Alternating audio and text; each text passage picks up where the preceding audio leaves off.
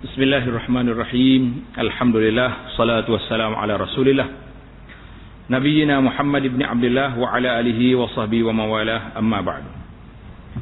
Pelajaran kita dalam kitab Al-Fiqh Al-Manhaji, fiqh mazhab Syafi'i yang sistematik yang tersusun. Al-Babus Tsamin Al-Ja'alah.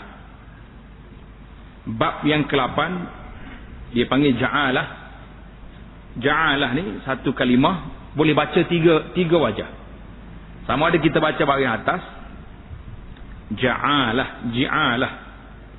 Dalam bahasa Arab boleh dibaca dengan baris atas, Ja'alah. Boleh baca baris bawah, Ji'alah. Dan baris hadapan, Ju'alah. Ini dia boleh. Kalau orang baca tiga-tiga ni jangan tegur. Semuanya betul lah. Jadi Ji'alah ataupun Ja'alah ini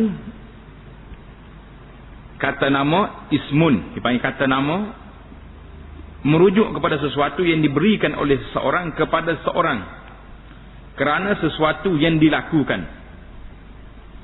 Ia juga disebut sebagai ju'lun atau ji'alah. Ju'lun wa ju'ailah.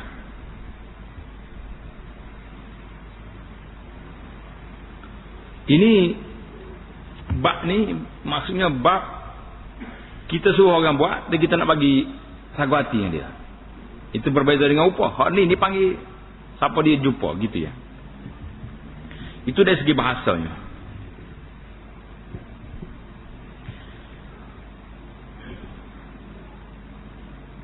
Menurut syarak itu dari segi bahasa.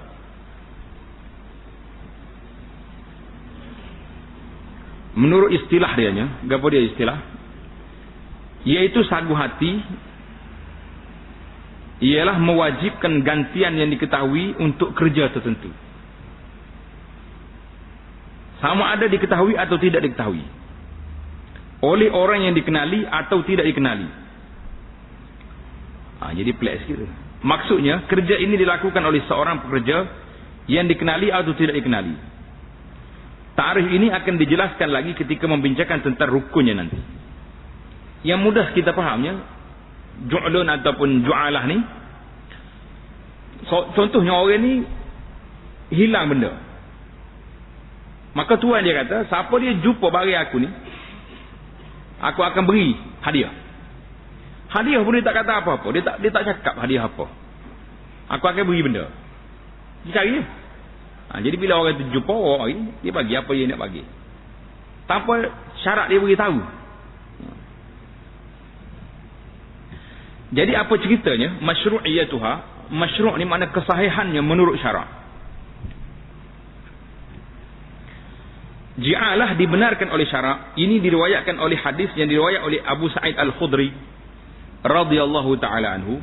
Satu hadis yang panjang cerita dianya, yang telah diriwayat oleh Imam Al-Bukhari rahimahullahu ta'ala. Ceritanya sekumpulan sahabat-sahabat Nabi radhiyallahu ta'ala anhu pergi berjalan musafir ke satu kampung. Bila dia sampai di tempat itu, di kampung itu, dia minta supaya orang kampung ni terima mereka sebagai tetamu. Dia kata tak ramai dia orang yang lebih kurang dalam nafar, tak lebih kurang dalam 10 orang dia kata. Tak sampai 10 orang, 10 orang ke bawah. Mandalah 9 orang, 8 orang, 7 orang gitu lebih kurang. Jadi bila sampai di kampung ni, dia minta nak jadi tetamu. Nak menumpai duduk di sini. Orang kampung ni, masya-Allah tabarakallahnya, tak tahulah sebab dia tak kenal orang ni yang menyebabkan mereka kata, duduklah mana-mana tak payah. Mana tak terima mereka ni sebagai tetamu. Jadi dia orang ni biasalah, orang pada pasir ni jalan, dia ada kemah, dia ada apa, dia duduklah di tepi-tepi kawasan itu. Takdir Allah Subhanahu Wa Taala nak panjangkan cerita supaya lain kali kamu kena beringat. Kalau orang mai kapur kita, terimalah sebagai tetamu. Kenapa sampai begini berat sekali nak terima? Penghulu kampung tu kena sengat di binatang berbisa ni. Sama ada apa dipanggil ni, kena sengat ke ular ataupun apa ni, akrab ni, jengki kala ni. Habis ikhtiar dah dia. Panggil tok bomo kampung ni tiup tak jadi, letak ubat tak jadi. Nasib baik masa tu tak ada kayu kokar kali. Kalau ada kayu kokar selesai dah masalah tak? Allah Akbar. Ni cerita kayu kokar ni cerita orang pergi Mekah. Allah. Mahal-mahal ribu beli orang kita kayu kokar ni. Ubat segala penyakit enggak pun. Ladilah. Kata kalau percaya kayu kokar ni kata boleh tutup hospital lah kita, tak? Semua benda kokar belaka buat. Percaya. Masyarakat Melayu ni masyarakat yang paling mudah kali percaya benda-benda yang keramat lagu ni. Percaya belaka dia. Jadi tak ada kayu kokar masa tu, menyebabkan segala dia apa yang dia buat tak jadi belaka. Moga apa ni tuan penghulu ni orang besar kampung ni, ketua kampung dia, susah hati anak-anak buah dia ni. Dia kata gini, apa kata kalau kita pergi tanya orang yang mari tadi, yang nak jadi tetamu kita tadi, kita tanya dia, takut-takut ada di kalangan mereka ni pandai. Jadi bomo dia boleh tiup japi kepada apa ni tok hulu kita ni. Pergi berjumpa. Dia kata kamu boleh ke tidak bantu tok syekh kami ni sakit ni kena sengat ni? Jawab di sahabat-sahabat Nabi, boleh. Tapi oleh kerana kami nak mari minta tamu kamu tak terima tadi, nak japi boleh. Tapi kena bagi lah apa-apa sumbangan sikit kita. Jual mahal dah lah dia apa? Baru pada dengan muka tu tak? Kalau lah jadi tetamu di free ya, mesti dia japi lah ni muka. Jadi perundingan ini buat, setujulah puak-puak ni nak bagi qati'ah minal ghanam, nak bagi satu sekumpulan kambing. Tak apa aku bagi semua sekumpulan kambing, ambil. Jadi marilah salah seorang daripada sahabat Nabi ni pergi baca yaqra alhamdulillahirabbil alamin. Dia baca alhamdulillahirabbil alamin, baca Fatihah. Tiup seolah-olah tak pernah digigit oleh apa-apa, angkat buah. Ini nak ceritanya kehebatan Al-Fatihah. Surah Al-Fatihah tu hebat. Dan orang baca tu mesti hebat juga. Dalilnya kalau kita pergi baca, boleh jadi tak jadi apa. Puas Al-Fatihah tak jadi apa. Supaya juga kalau ada budak-budak kena rasuk di hatu ke apa ni, jin, kita pergi baca ayat kursi, tak lari. Tapi kalau kena hak orang bisa mari, kena kau ustaz kau mari dah, ustaz jak kita ke, tak ada baca lagi tu tepik dah nak keluar dah jin dah. Kau kena ustaz jak kata, tak ada baca lagi siap dah nak lari dah. Jadi orang pembaca tu dia panggil quwwatur raqi, kekuatan jiwa, kekuatan itu pegangan pembaca itu main peranan yang besar. Fatihah semua orang baca Fatihah, tapi kenapa tak siap? Semua orang baca ayat kursi, kenapa jin tak takut? Jadi sebab kita sendiri, kita duk baca pun kita takut juga ke jin. Dia kata dia ni berani-berani takut tu. Jadi tidak patut kita berani sungguh. Jadi sahabat-sahabat ni bila dibaca Al-Fatihah, seolah-olah buka tempat sakit ni, angkat buah, tak ada apa-apa. Jadi dia orang ni pun tunailah janji, ambil kambing bagi kepada rombongan sahabat ni. Sahabat ni kata jangan buat apa kambing-kambing ni sehingga kita balik bertemu dengan Rasulullah sallallahu alaihi wasallam. Bila balik jumpa Nabi sallallahu alaihi wasallam, ceritalah mereka ni kepada Rasulullah. Rasulullah kata apa? Wa ma yudrika annaha ruqyah. Nabi kata macam mana kamu boleh tahu? Macam mana boleh tahu Fatihah tu ruqyah, boleh jadi jampi yang boleh menyembuhkan penyakit ni? Nabi kata wa ma yudrika annaha ruqyah. Mu tahu mana? Nabi memang tahu lah. Maka sahabat-sahabat kata summa qala qad asabtum. Nabi kata betul dah, apa yang kamu buat baca tu selamat, yang kamu minta upah pun tak ada masalah apa, walaupun baca Quran. Maka di sinilah setengah ulama mengatakan dalilnya bahawa kita boleh ambil upah di atas upah orang yang ngajar Quran. Contohnya umpamanya kalau dia tak ngajar, siapa nak apa ni, nak pandai baca Quran pun tak. Sebab kalau dia pun sibuk nak pergi cari rezeki juga, jadi tak ada masa dia nak ngajar. Jadi panjanglah cerita lain. Nabi kata kambing-kambing ni macam mana? Kata sahabat, Rasulullah kata iqsimuni ma'akum sahman. Masuk aku dalam rombonganmu juga. Jadi kena bagi juga Rasulullah kambing tu. Fadhahika Rasulullah. Nabi kita ketawa, Nabi kita suka sallallahu alaihi wasallam. Jadi ada sebuah kitab yang ditulis tentang mawatin, beberapa tempat yang Nabi kita suka. Nabi kita ketawa. Nabi kita ketawa kerana lucu dengan cerita ni. Dengan sebab Al-Fatihah, dengan orang kampung yang bakil, yang tak mahu terima tetamu, yang akhir jadi peristiwa. Maka hasil daripada cerita ini, cerita hadis ni hadis riwayat Imam Bukhari. Sabda Nabi sallallahu alaihi wasallam ini, Nabi kita ketawa, ini merupakan suatu perakuan kepada perbuatan para sahabat dan menjadi dalil yang mengesahkan ji'alah. Jadi boleh kita buat satu benda, kita kata kalau mau buat benda ni aku bagi sekian. Tak sebut pun tak apa, nak bagi sekian. Ataupun aku beri apa-apa yang nak bagi. Jadi yang menasabah lah. Jadi dia kata, tengok dalam kitab kita, disengat di sini ialah disengat oleh ular atau kala jengking.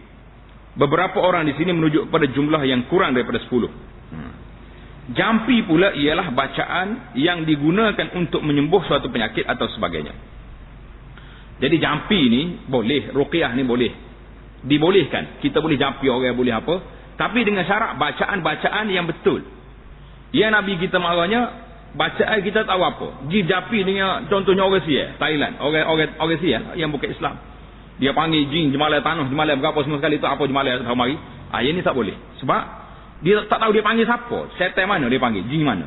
Jadi yang kita bolehnya, kita baca menyebut nama Allah Subhanahu Wa Taala yang banyak terdapat dalam hadis-hadis Nabi sallallahu alaihi wasallam. Nabi kita ajar. Di antaranya baca Al-Fatihah ini. Bacaan Nabi bismillahirrahmanirrahim wallahu yashfi, banyak terdapat dalam hadis-hadis Nabi sallallahu alaihi wasallam. Di antaranya kitab kita tu Perisai Muslim. Dalam tu ada sebut beberapa bacaan-bacaan untuk kita baca pada orang sakit dan kita sendiri sakit contohnya. Jadi dia kata apa ini, sagu hati ialah pemberian kerana sesuatu yang dilakukan. Sekawan di sini ialah ada yang mengatakan jumlah 30 ekor kambing. 30 ekor kambing sekali japi. Hebat juga tak? Jadi menghembuh di sini iaitulah meniup atau meludah sedikit. Perkara ini juga boleh difahami daripada firman Allah Taala, a'udzubillahi minasyaitonirrajim, qalu nafqidu suwa'al maliki wa liman jaa'a bihi himlu ba'irin wa ana bihi za'im. Jadi ceritanya cerita Nabi Yusuf alaihissalam. Orang-orang menteri menjawab, kami kehilangan cupak raja, bekas raja ni hilang. Tujuan Yusufnya nak tangkap adik dia Bunyamin, nak ambil balik rumah dia. Dan sesiapa yang memulangkannya, tengok nak ayat Qurannya, sesiapa yang memulangkan bekas ni akan diberi benda-benda makanan sebanyak muatan seekor unta. Jadi, dan akulah yang menjadi pemberi itu. Jadi cerita tu cerita Nabi Yusuf alaihissalam. Zaman dulu, walaupun ayat ini menyebut tentang syariat sebelum kita, namun ada sumber daripada syariat kita yang membenarkannya seperti yang dinyatakan oleh hadis tadi. Dengan ini kita boleh fahami bahawa perkara ini dibenarkan oleh syarak, walaupun dalil ini tidak boleh dijadikan hujah. Kalau kita belajar dalam kaedah susunan ilmu, sumber perundangan Islam ini, satu kaedah dipanggil syar'u man qablana. Perundangan orang dulu daripada kita, dulu daripada umat Nabi Muhammad sallallahu alaihi wasallam. Perundangan zaman Nabi Musa, perundangan zaman Nabi Ibrahim, dan mana? Jadi dia tidak menjadi syarak kepada kita. Kerana itu zaman itu. Kecuali mari syariat kita menerima pakai, barulah dia jadi syariat kita juga.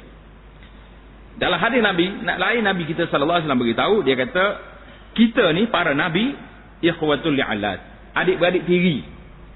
Bapak satu, mak lain-lain. Maknanya Nabi 100, berapa yang kita baca dalam setengah kitab mengatakan, setengah riwayat mengatakan 124,000 orang Nabi ni, 313 Rasul alaihi wassalatu wassalam ini, satu bapa. Maksudnya agamanya satu, iaitulah bertuhan kepada Allah, beriman kepada Allah Subhanahu wa taala. Ani'budullah wajtanibut taghut. Tapi syariatnya berbeza. Syariat Nabi Musa lain, syariat Nabi Ibrahim ada berbeza. Jadi cerita ni cerita Nabi Yusuf. Manusia orang dulu, tapi oleh kerana ada di dalam syariat kita yang boleh menerimanya, maka dia boleh diterima pakai sebagai syariat perundangan kita. Dari sudut hikmah, kenapa al-ju'alah, sagu hati ini boleh dibenarkan?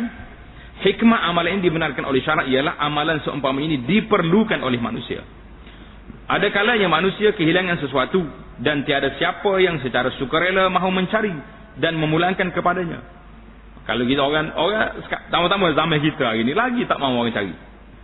Mungkin seorang itu tidak berupaya untuk bekerja, sedangkan kerja tersebut tidak boleh diupah kerana wujud unsur ketidakpastian. Nak upah payah. Melalui cara ini, dia boleh mendapat seseorang untuk melakukannya dengan dibayar sagu hati. Oleh itu, kes ini dibenarkan bagi memenuhi keperluan ini.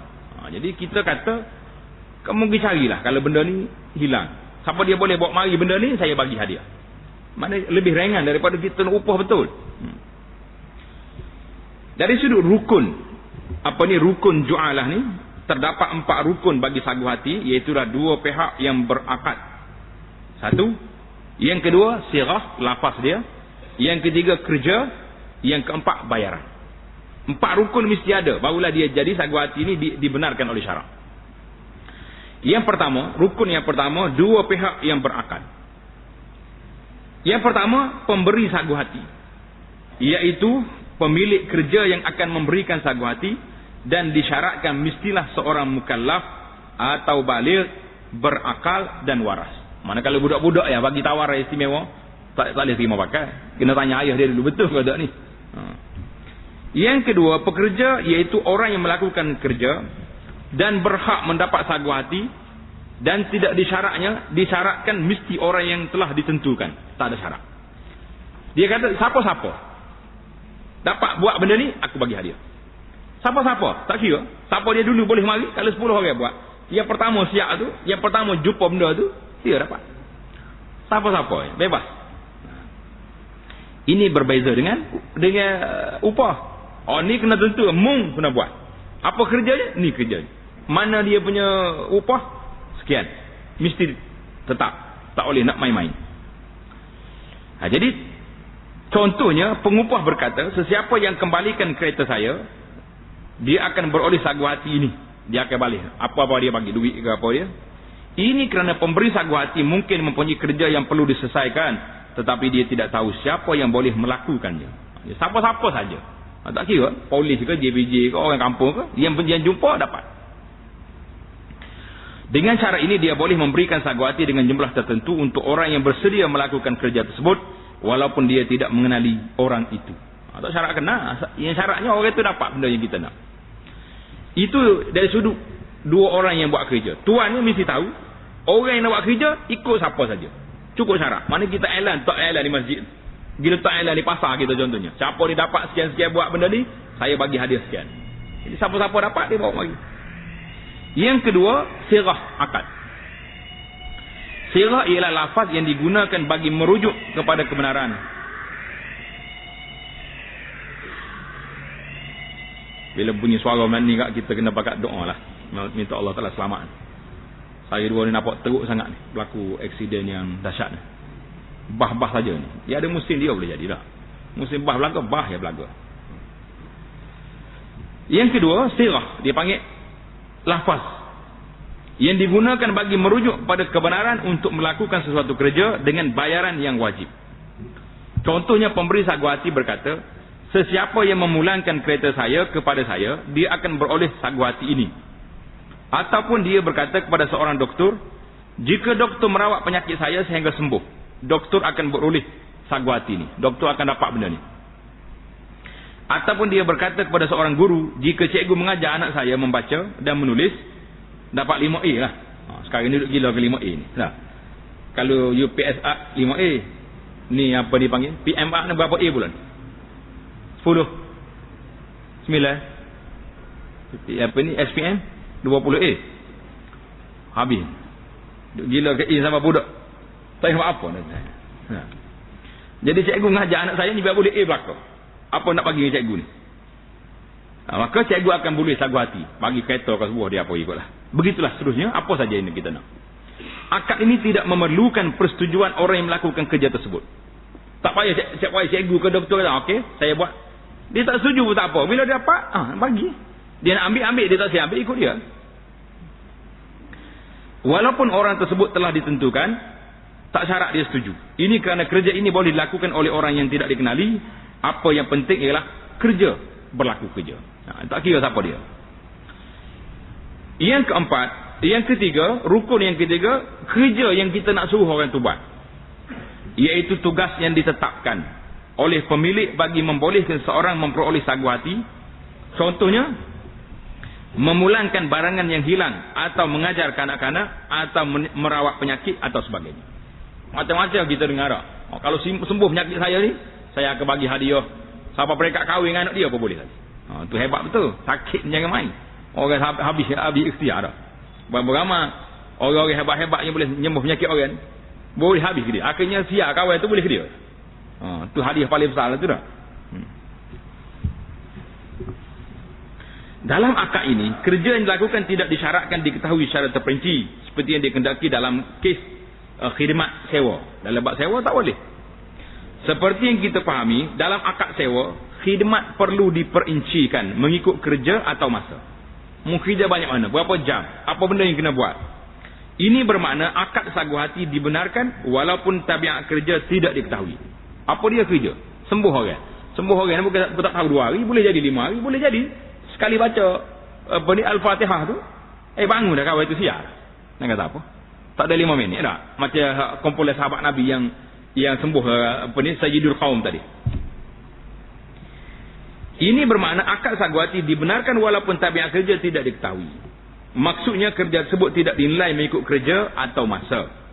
Mungkin usaha untuk mencari barang yang hilang atau mengajarkan akan itu memakan masanya lama dan mungkin singkat. Macam-macam orang sekarang ni. Orang hilang tengah duduk ikat tangkap kuda yang makan di buaya ke, jatuh dalam jalan air, hilang, macam-macam benda yang penyakit hari ni. Tak jumpa cari. Mungkin ia membabitkan ramai orang dan mungkin tidak. Semua keadaan ini menyebabkan kerja ini tidak dapat dipastikan, walau bagaimanapun ia masih dibenarkan kerja ini kerana kerja ini diperlukan. Jadi alhamdulillah dalam syariat ini tidak ada benda yang menyempitkan kita. Cumanya cara penggunaan tu kadang-kadang kena betul lah. Rukun yang keempat, bayaran. Yang kita nak bayar kepada orang kerja ni, apa dia benda yang kita nak bayar?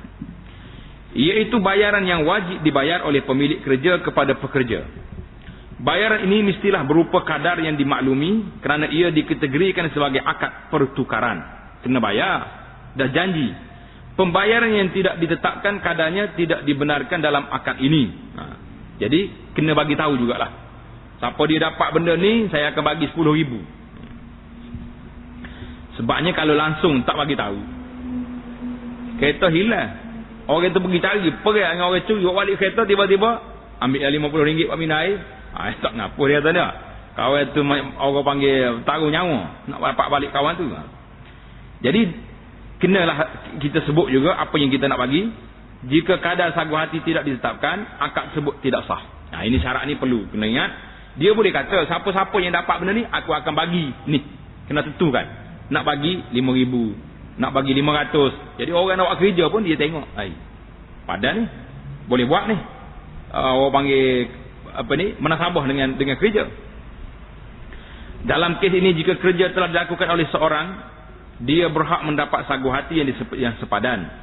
Ini kerana setiap akad yang diwajibkan kadar yang tetap dan tertentu untuk menjadikannya sah, ia wajib dibayar mengikut kadar sepadan ketika akad tersebut tidak sah. Jadi bila dia buat benda ni, maka dia dapatlah benda tu. Hukum yang berkaitan. Apa benda yang berkaitan dengan kerja al-ju'alah ni? Yang pertama, akad ini bersifat harus dan bukan wajib. Kita kena faham di antara harus dengan wajib. Benda yang harus maknanya kita boleh batal dan kita boleh teruskan. Itu makna harus. Kena wajib lah, mesti dapat persetujuan dua pihak. Dua-dua pihak kata aku tak boleh. Jadi kita kata benda ni harus bukan wajib. Maksudnya apa? Ia boleh dibatalkan oleh pemberi sagu hati pada bila-bila masa. Hari ni dia iklan, siapa dia dapat benda ni 10,000, besok dia iklan lain pula dibatalkan tawaran tersebut. Tak ada masalah. Tak payah orang tu pergi marah dengan dia. Siapa dia suruh pergi cari? Kita bagi tawaran je. Dah benda tu kita cancel balik, kita tak mahu. Begitu juga pekerja boleh membatalkan kerjanya pada bila-bila masa. Dia cuba-cuba buat, malah. Sama ada dipersetujui oleh pihak satu lagi ataupun tidak. Sama ada diketahui atau tidak. Ini kerana akad ini ialah akad bagi melakukan suatu kerja yang tidak diketahui bagi mendapatkan bayaran tertentu. Dengan ini mana-mana pihak berhak membatalkannya. Ini dia panggil akadun akad yang harus. Itu beza dia panggil. Dia panggil akadun jaizun ghairu lazim. Jika akad ini dibatalkan oleh pekerja, dia tidak berhak mendapat apa-apa walaupun dia telah melakukan sebahagian kerja tersebut. Maknanya dia habis dah minyak kereta pergi pusing, dia tak boleh nak claim, tak boleh. Sebab kita syarat dia, kita nak beri ini bila siap. Ini kerana dia hanya layak menerima upah apabila kerja tersebut selesai. Dalam hal ini, pekerja yang membatalkannya, dengan itu haknya digugurkan oleh dirinya sendiri. Jika akad ini dibatalkan oleh pemberi sagu hati, tuai dia pula batal. Macam mana nak jadi? Jika dibatalkan sebelum kerja dimulakan, pemberi tidak perlu mendapat sebarang bayaran kerana ia dibatalkan sebelum khidmat pekerja digunakan. Dengan itu dia tidak perlu membayar sebarang bayaran. Jika dibatalkan selepas kerja dimulakan, pemberi perlu membayar mengikut upah sepadan bergantung pada kerja yang telah dilakukan. Ini kerana sebahagian khidmat pekerja telah digunakan dengan syarat bayaran. Ini bermakna pemberi wajib membayar upahnya. Maksudnya kalau dia dah buat dah, kita pun setuju dah, maka kena ada juga sumbangan untuk dia tu kerana hasil daripada kerja yang dia buat. Yang kedua, perkara yang berkaitan yang kedua, pekerja hanya layak mendapat sagu hati dengan izin pemberi sagu hati. Bagaimana pula cerita ni? Contohnya, pemberi berkata, sesiapa yang menemui bayar barangan saya yang hilang, dia akan mendapat sagu hati ini. Ini tu mana ikut dia lah, dia nak letak berapa. Jika sesuatu kerja dilakukan tanpa izin pemberi sagu hati, dia tidak berhak mendapat apa-apa bayaran. Kes ini sama seperti kes orang yang menemui barang milik orang lain yang hilang, kemudian dia memulangkannya kepada pemilik asalnya. Atau orang yang mengajar seorang kanak-kanak tanpa izin penjaganya. Ini kerana pekerja tersebut menawarkan khidmatnya tanpa sebarang bayaran. Dengan itu dia tidak berhak memperolehinya. Mana orang jumpa bagi. Tapi kalau tuai dia sagu hati nak bagi, tak ada masalah. Tapi tidak ada hak sebab kita belum buat apa-apa perjanjian dengan dia.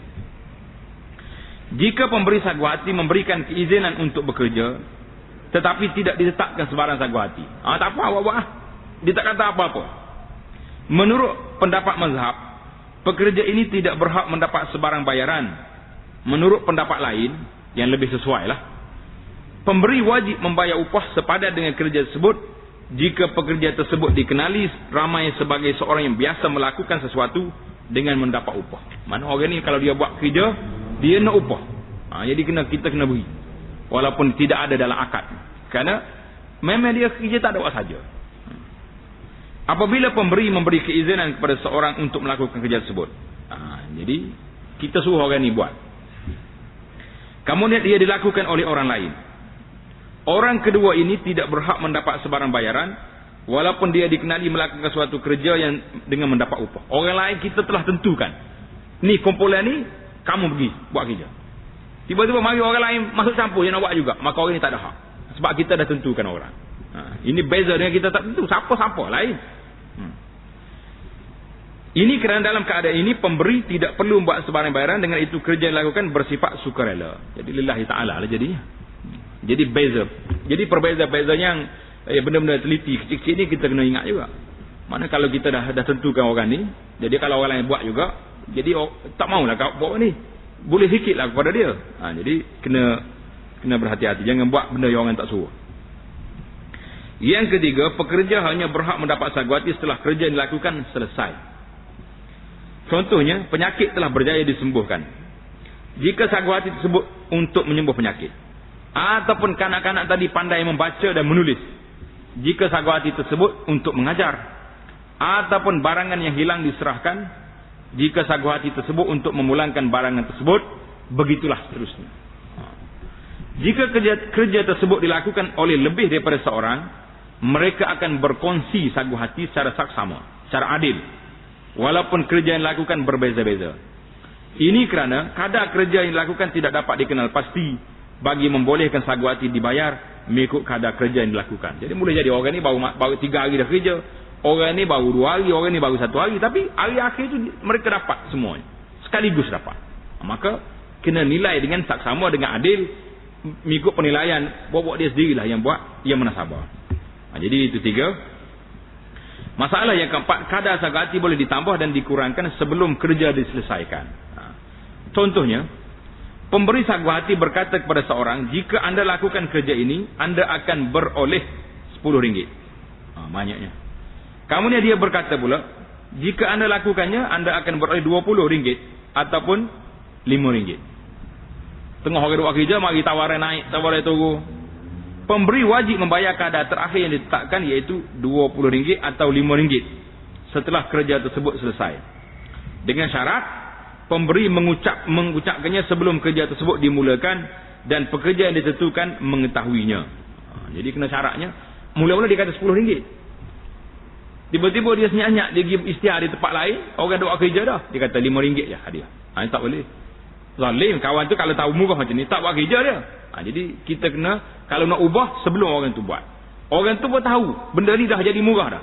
Baiklah dia tidur kat rumah contohnya, dia tak mau buat kerja. Jadi itu hak dia. Ataupun pemberi mengiklankan jumlah tersebut jika dalam keadaan pekerja tidak ditentukan. Jadi kalau kerja umum, siapa dia? Itu dipanggil kerja umum. Maka dia kena iklan yang kedua, ini je upah aku nak bagi. Jika pemberi mengucapkannya setelah kerja bermula, orang dah buat kerja dah, dia wajib membayar upah sepadan kepada pekerja kerana syarat kedua ini membatalkan syarat yang pertama.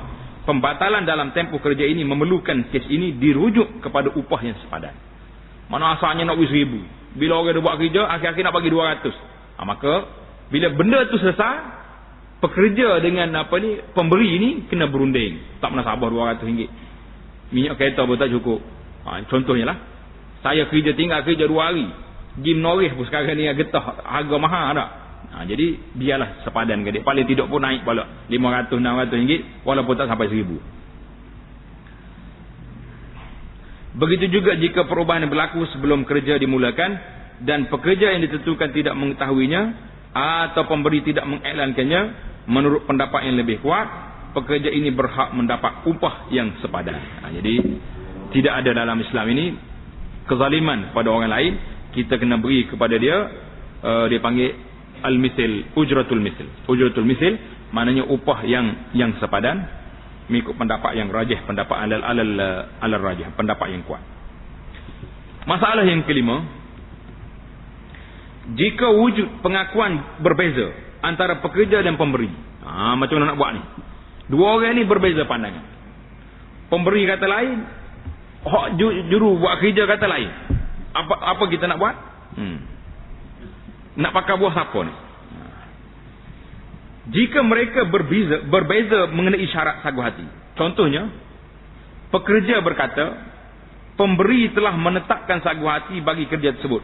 Awak cakap dah nak bagi 500. Pemberi kata, saya tidak menetapkannya. Saya kata saya nak beri je. Ini banyak berlaku. Kita terlupa. Pengakuan pemberi beserta sumpahnya akan diterima pakai kerana pada asalnya tiada sebarang syarat yang ditetapkan. Tak ada nasib. Berlaku perbezaan di antara pemberi dengan penerima, maka pendapat pemberi diambil kira, tapi dengan syarat dia kena sumpah. Jadi ini di antara tempat yang sumpah kena pakai. Jadi jangan tu sumpah satu pasal. Ni orang kita ni suka sumpah satu kali. Sumpah ya. 2 ikat sikit pun sumpah dah, jangan. Sumpah-sumpah dengan nama Allah. Jadi bukan satu benda yang main-main. Jadi kita kena pakai dengan dia, dengan sumpah dia. Ini kerana pekerja mendakwa pemberi perlu bertanggungjawab dan membayar sagu hati. Sedangkan mengikut hukum asal ia tidak wujud. Oleh itu pengakuan yang diterima ialah pengakuan orang yang berpegang dengan hukum asal yang disertakan dengan sumpahnya. Maknanya asalnya ada syarat ke tak ada syarat? Ada letak harga ke tidak? Tidak. Maka oleh kerana tak ada, tuai dia pun menafikan benda tu, maka kita terima pandangan dia dengan sumpah.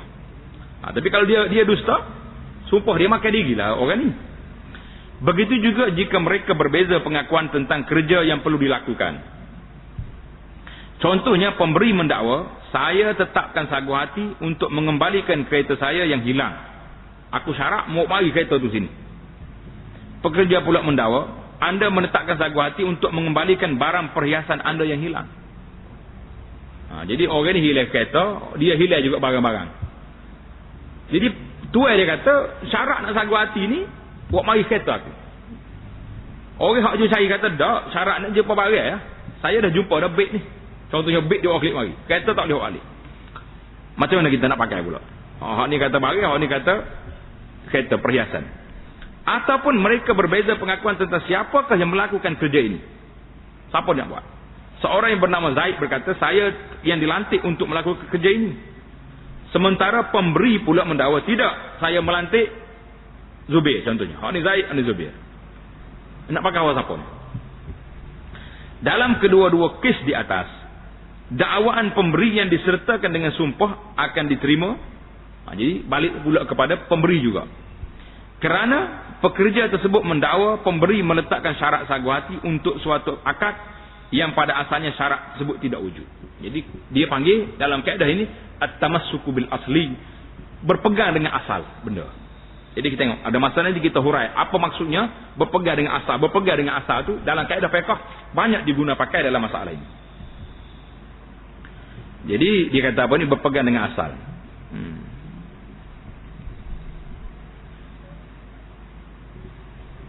Meletakkan syarat ini, kes ini sama seperti pekerja tersebut mendakwa seorang yang bertanggungjawab dengan kerja yang dilakukannya, sedangkan pada dasarnya tiada siapa yang bertanggungjawab.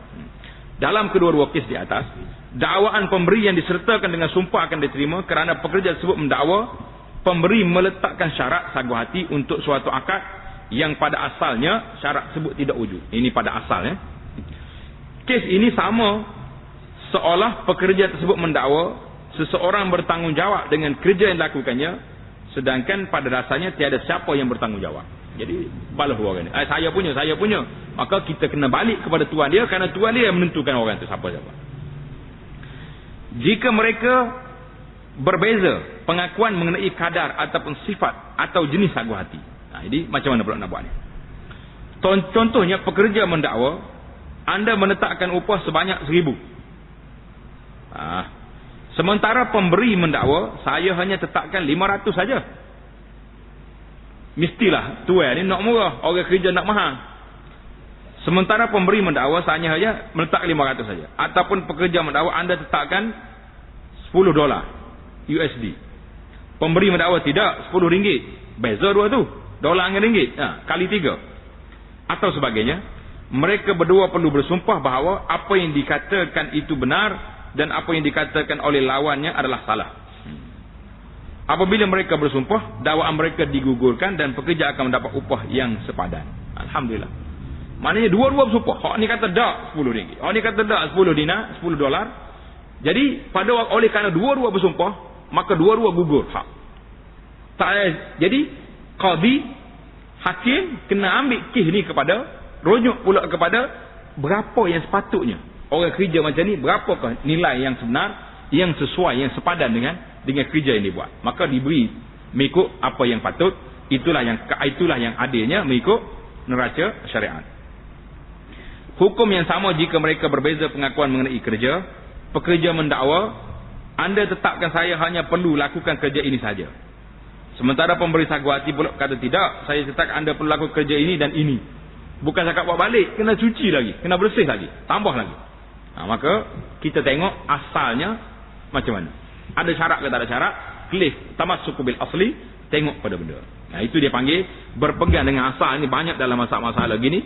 Samalah dengan apa yang kita tengok berlaku dalam kes dalam kehidupan kita ini, kita tengok. Contohnya orang ni bagai duduknya dia. Dia kata orang itu beri dengan saya dah. Jadi kita tengok, tanya tuan dia kata dah, aku tak bagi. Siapa dia berinya? Tak beri. Maka kita kena pakai kepada tuan dia asal. Pasal asal barang ni hak orang tu. Itu dia panggil at-tamassuku bil asli. Itu dalam masalah muamalat. Dalam masalah ibadat sama juga. Contohnya bila kita salat, kita terlupa 4 ke 3. Asalnya 3 ke 4? Mestilah 3. Maka kita kena pegang kepada 3. Tambah 1 rakaat lagi. Ataupun apa saja. Maknanya ambil yang asalnya mesti dia mari kurang daripada lebih. Dia tak jadi lebih dulu. Itu banyak lagi perkara-perkara lain. Bila kita belajar dalam kaedah ilmu qawaid al-fiqhiyah, dia panggil kaedah fiqh ni, prinsip-prinsip fiqh. Banyak kaedah dia, kadang-kadang satu je kaedah. Al-yaqin la yazulu bisyak contohnya. Ataupun la yuzalu. Yakin ni tak boleh hilang dengan ragu. Maka di bawah kaedah yang besar ini banyak benda-benda yang buat. Jadi pasal itulah ilmu, salah satu daripada ilmu fiqh yang kita kena belajar, dia panggil ilmu qawaid fiqhiyah. Kaedah fiqh ni di bawah dia tu banyak sekali cawangan-cawangan yang boleh kita masuk di bawah dia, dan inilah yang mematangkan, yang menjadikan syariat Islam ini satu syariat yang anjal, yang boleh diterima pakai sampai bila-bila, kerana kaedah ini walaupun dia tak ada nas, tapi kita boleh masukkan di bawah dia. Hari ini satu persidangan yang ke-20 yang berlaku di Mekah, di Rabitah Alam Islami. satu perbincangan tentang penggunaan benda-benda makhluk muamalah Islam ini. Kita ada muamalah hari ini.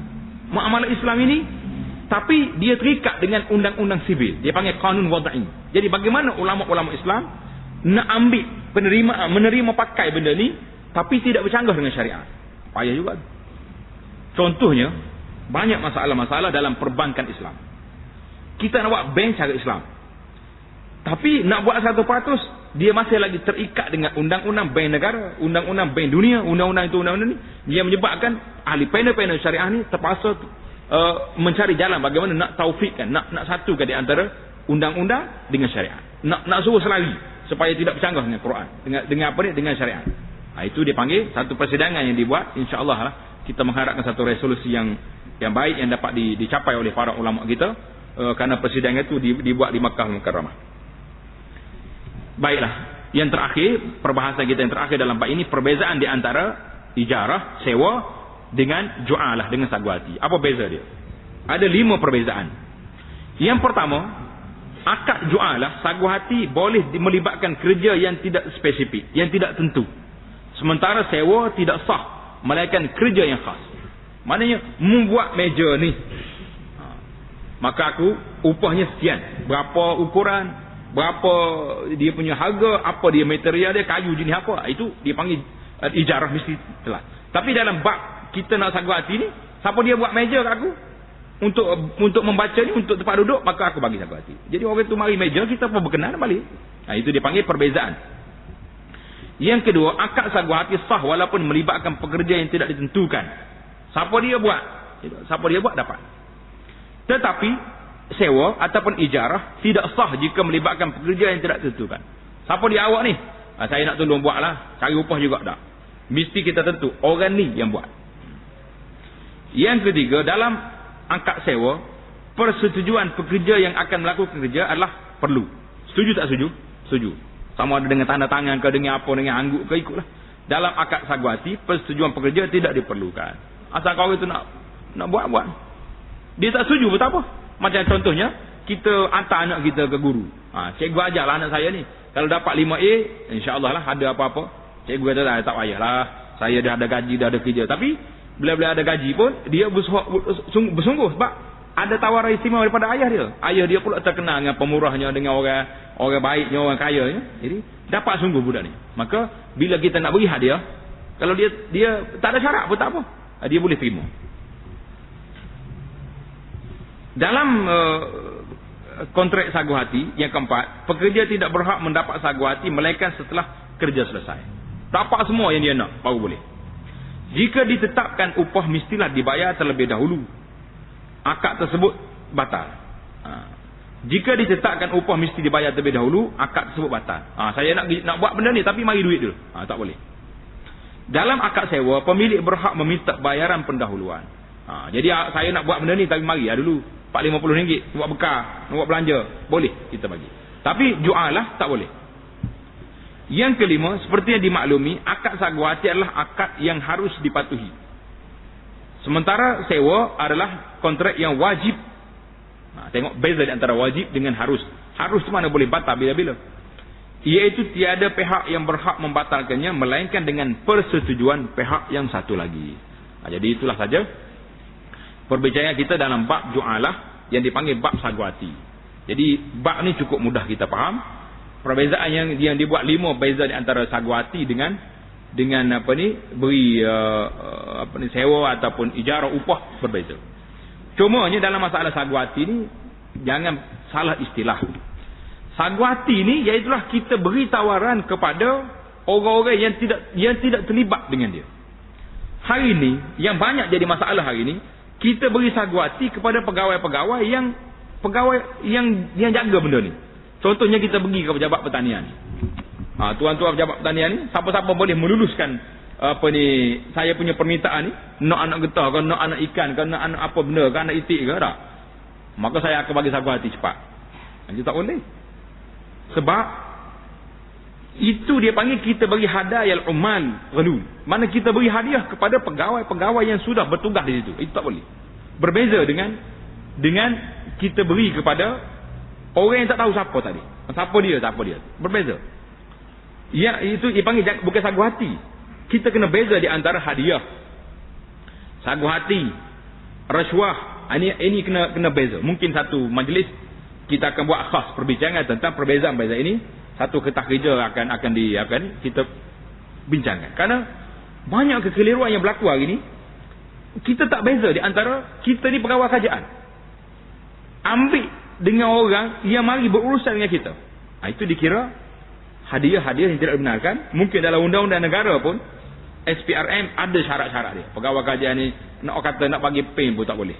Yang tak tahannya bagi pay tak boleh ya. Kalau bagi sampai 45,000 boleh jadi nak jadi boleh pula. Itu jadi masalah yang timbul yang jadi ceraru dalam masyarakat hari ni. Jadi insya-Allah lah tajuk-tajuk itu tajuk-tajuk yang mustahak kita akan pilih dan dia akan jadikan perbincangan-perbincangan yang secara teliti sebagaimana kita dah bincang dulu tentang tajuk riba. Riba ni walaupun satu benda yang masyhur tapi ramai juga orang kita yang tidak faham masalah riba. Jadi sentiasalah kita kena ulang kaji, belajar. Mudah-mudahan Allah Taala beri taufik dan hidayah kepada kita. Insya-Allah kita akan sambung pembicaraan kita dalam bab yang seterusnya, iaitu bab as-sulhu. Bab sulh, bab at-tasi', bab yang kelima. Yang ke-9 dalam bab ini dia panggil as-sulhu, iaitu masalah rundingan. Apa benda yang kita boleh berunding dan apa benda yang kita tidak boleh berunding. Insya-Allah Taala kita akan masuk dalam perbincangan yang seterusnya. Subhanakallahumma bihamdika asyhadu an la ilaha illa anta astaghfiruka wa atubu ilaik. Wa sallallahu ala nabiyyina Muhammad wa ala alihi wa sahbihi ajma'in. Walhamdulillahi rabbil alamin.